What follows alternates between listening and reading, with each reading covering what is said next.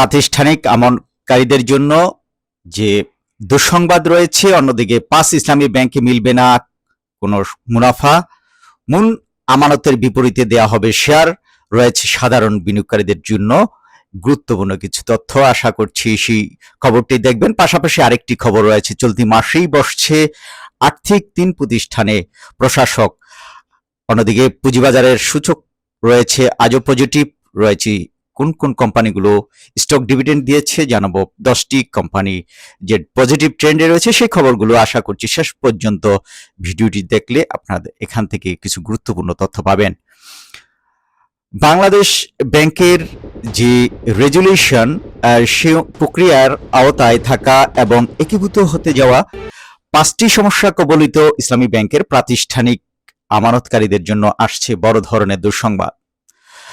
বাংলাদেশ ব্যাংকের রেজুলেশন পরিকল্পনা অনুযায়ী এক্সিম ব্যাংক, ফার্স্ট সিকিউরিটি ইসলামী ব্যাংক, সোশ্যাল ইসলামী ব্যাংক, ইউনিয়ন ব্যাংক ও global ইসলামী ব্যাংকের প্রাতিষ্ঠানিক আমানতের উপর কোনো মুনাফা দেওয়া হবে না।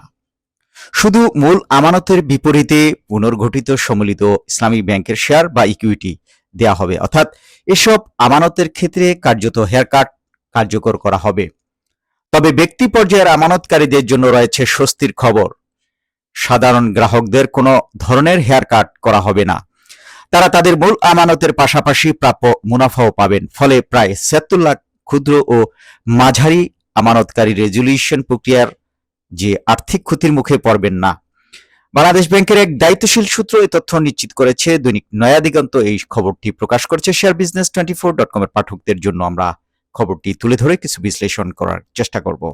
বাংলাদেশ ব্যাংক সংশ্লিষ্ট একাধিক সূত্র বলছে, ব্যাংক বন্ধ না করে পুনর্গঠন এবং আর্থিক স্থিতিশীলতা বজায় রাখতেই এই সিদ্ধান্ত নেওয়া হচ্ছে। আন্তর্জাতিক ব্যাংক রেজুলেশন নীতির সাথে সামঞ্জস্য রেখে ক্ষতির বড় অংশ বহন করবেন বড় বিনিয়োগকারী ও প্রাতিষ্ঠানিক আমানতকারীরা। ব্যাংক রেজুলেশন আইনের আওতায় দীর্ঘদিনের তারল্য সংকট, মূলধন ঘাটতি, উচ্চ খেলাপি ঋণ এবং দুর্বল আর্থিক অবস্থার কারণে 5টি ইসলামী ব্যাংককে একীভূত করে গঠন করা হয়েছে সম্মিলিত ইসলামী ব্যাংক। ব্যাংকটিকে একটি শক্তিশালী কাঠামোয় দাঁড় করানোর জন্য নেওয়া হয়েছে নানা পরিকল্পনা। এর অংশ হিসেবে সব ধরনের আমানতকারীদের উপর হেয়ারকাট অর্থাৎ মুনাফার একটি অংশ বাদ দেওয়ার সিদ্ধান্ত নেওয়া হয়। এ নিয়ে সাধারণ আমানতকারীদের মধ্যে অসন্তোষ ছড়িয়ে পড়ে। আর এ কারণেই সাধারণ আমানতকারীদের ক্ষতি হয় এমন সিদ্ধান্ত বাতিল করার সিদ্ধান্ত নেওয়া হয়েছে।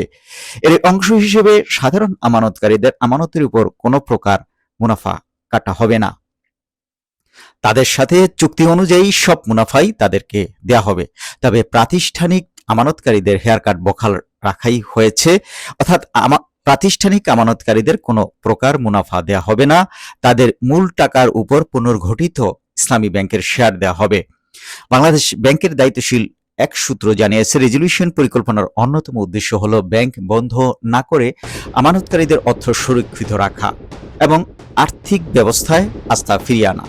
ব্যক্তি পর্যায়ে আমানতকারীদের মুনাফা কর্তনের সিদ্ধান্ত থেকে সরে আসার সিদ্ধান্তের বিষয়ে বাংলাদেশ ব্যাংকের কর্মকর্তারা জানিয়েছেন, সাধারণ মানুষের আমানত রক্ষা করা না গেলে পুরো ব্যাংকিং খাতের উপর আস্থা নষ্ট হতে পারে।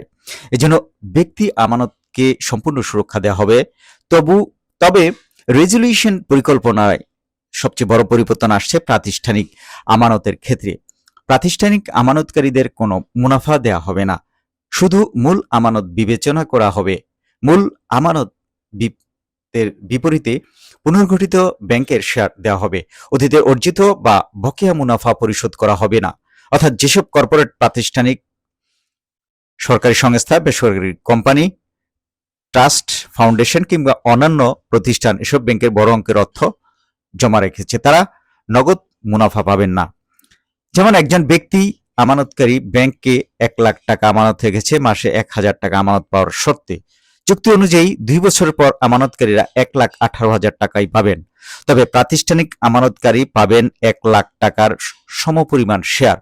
সংশ্লিষ্টরা জানিয়েছেন, প্রাতিষ্ঠানিক আমানতের উপর মুনাফা না দেওয়ার সিদ্ধান্ত ব্যবসায়ী মহলে উদ্বেগ সৃষ্টি করতে পারে। কারণ অনেক শিল্প প্রতিষ্ঠান, হাসপাতাল, বিশ্ববিদ্যালয়, এনজিও ও কর্পোরেট প্রতিষ্ঠান তাদের পরিচালন ব্যয়ের জন্য এসব আমানতের মুনাফার উপর নির্ভর করে। মুনাফা বন্ধ হয়ে গেলে তাদের নগদ অর্থ ব্যবস্থাপনায় চাপ সৃষ্টি হতে পারে। অন্যদিকে শেয়ার গ্রহণের পর সেই শেয়ারের প্রকৃত বাজার মূল্য কত হবে এবং তা কখন নগদে রূপান্তর করা হবে এসব বিষয়েও অনিশ্চয়তা রয়েছে। তবে ব্যক্তি আমানতকারীদের জন্য মূল অর্থ ও মুনাফা সুরক্ষিত রাখার সিদ্ধান্ত ব্যাংকিং খাতে আস্থা পুনরুদ্ধারে ইতিবাচক ভূমিকা রাখবে। কারণ সাম্প্রতিক সময়ে বিভিন্ন ব্যাংক থেকে আমানত তুলে নেওয়ার প্রবণতা দেখা দিয়েছিল। এখন যদি কেন্দ্রীয় ব্যাংক স্পষ্টভাবে জানিয়ে দেয় যে সাধারণ গ্রাহকের কোনো ক্ষতি হবে না, তাহলে নতুন করে আতঙ্ক কমতে পারে। সংশ্লিষ্টরা জানিয়েছেন, রেজুলিউশন পরিকল্পনার বাস্তবায়নের আগে বাংলাদেশ ব্যাংকে শেয়ার ব্যাংকে এই শেয়ার রূপান্তরের মূল্য, প্রাতিষ্ঠানিক আমানতের যোগ্যতার সীমা, বাস্তবায়নের কর্মসূচি, পুনর্গঠিত ব্যাংকের মালিকানা কাঠামো নিয়ে বিস্তারিত নীতিমালা প্রকাশ করতে হবে। একই সাথে কোনো ধরনের প্রাতিষ্ঠানিক আমানত ও এ ব্যবস্থার আওতায় আসবে এবং কোনগুলো অব্যাহতি পাবে সেটিও স্পষ্ট করা প্রয়োজন।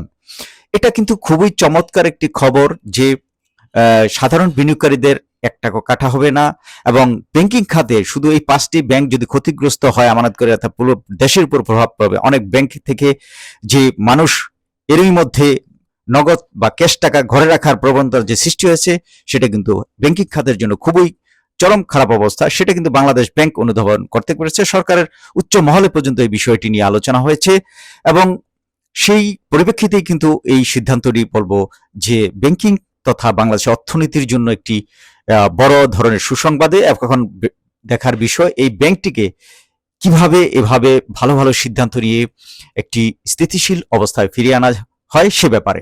অন্যদিকে আজ আরেকটি খবর রয়েছে, চলতি মাসেই বর্ষে আর্থিক 3 প্রতিষ্ঠানে প্রশাসক। ব্যাংক খাতের পর এবার আর্থিক প্রতিষ্ঠান খাতে বড় ধরনের সূত্র অভিযানে নেমেছে বাংলাদেশ ব্যাংক। ব্যাংক রেজুলিউশনের আওতায় চলতি মাসে 3টি সংকটাপন্ন আর্থিক প্রতিষ্ঠানে প্রশাসক নিয়োগ দেওয়ার সিদ্ধান্ত চূড়ান্ত করেছে নিয়ন্ত্রক সংস্থা।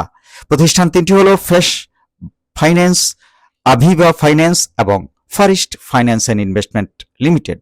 বাংলাদেশ ব্যাংকের একাধিক ঊর্ধ্বতন সূত্র জানিয়েছে, বিষয়ে একটি নীতিমালার খসড়া চূড়ান্ত করা হয়েছে। বুধবার অনুষ্ঠিত এক বৈঠকে এই বিষয়ে অনুমোদন পেলে একটি নীতিমালার খসড়া চূড়ান্ত করা হবে। অর্থাৎ আজ সিদ্ধান্ত হওয়ার কথা রয়েছে। এই খবরটি যখনই আমরা পাবো তখনই আমরা আবার আজকেই আমরা জানিয়ে দেওয়ার চেষ্টা করব। আশা করছি সেজন্য আমাদের চ্যানেলটি সাবস্ক্রাইব করে রাখুন এসব গুরুত্বপূর্ণ তথ্য জানার জন্য। sharebusiness24.com একটি সরকার নিবন্ধিত অনলাইন নিউজ পোর্টাল।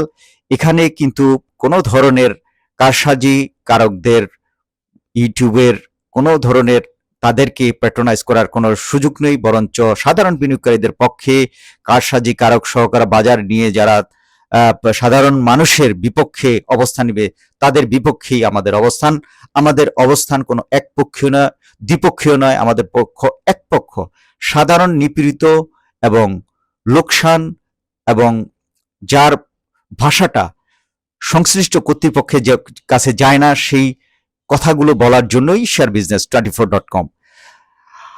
আজ যদি দেখি পুঁজিবাজারেও কিন্তু পজিটিভ ট্রেন্ডেই লেনদেন হচ্ছিল, যদিও এখন বাজে বেলা 1:26 এই সময় পর্যন্ত সূচক 1 পয়েন্ট বেড়ে 5,902 পয়েন্টে অবস্থান করছে এবং দেখা যাচ্ছে যে সরিয়ে সূচক এবং মৌলভিত্তির সব কোম্পানিগুলোর দিকে একটু নেগেটিভ প্রবণতা, যার ফলে এই দুইটি সূচকই কিন্তু কমেছে। 203টি প্রতিষ্ঠান এই সময় দর কমেছে, 141টির বেড়েছে, 47টির অপরিবর্তিত। 1,025 কোটি টাকার এই সময় পর্যন্ত লেনদেন হয়েছে, যদিও আরো ঘন্টা খানেকের মতো শেয়ার লেনদেন বাকি আছে। 1,260 কোটি টাকা আগের কার্য দিবসে যেখানে লেনদেন হয়েছিল। আজ বেশ কিছু প্রতিষ্ঠান হল্টেড হয়েছে, এর মধ্যে argon denim, first finance, United insurance.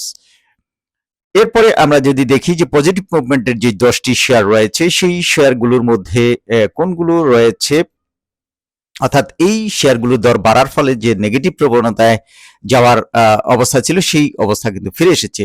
এর মধ্যে আছে বেড বিসি, প্রতিষ্ঠানটিতে কিছু আগেও 200 টাকার কাছাকাছি চলে গেছিল, সেখানে কিন্তু 251 টাকা 90 পয়সা। অর্থাৎ এই প্রতিষ্ঠানটির যে আয় বেড়েছে সেই আয় বাড়ার খবরই কিন্তু বেশ চাঙ্গা হয়েছে। এরপর রয়েছে Berger paint, Pubali bank, national bank, Argon denims, Grameen phone, Matin spinning, Sonargaon textile, city general insurance, united insurance. এই ছিল পজিটিভ মুভমেন্টের 10টি শেয়ারে, যে শেয়ারগুলোর দিকে এখন বিনিয়োগকারীরা ঝুঁকছেন।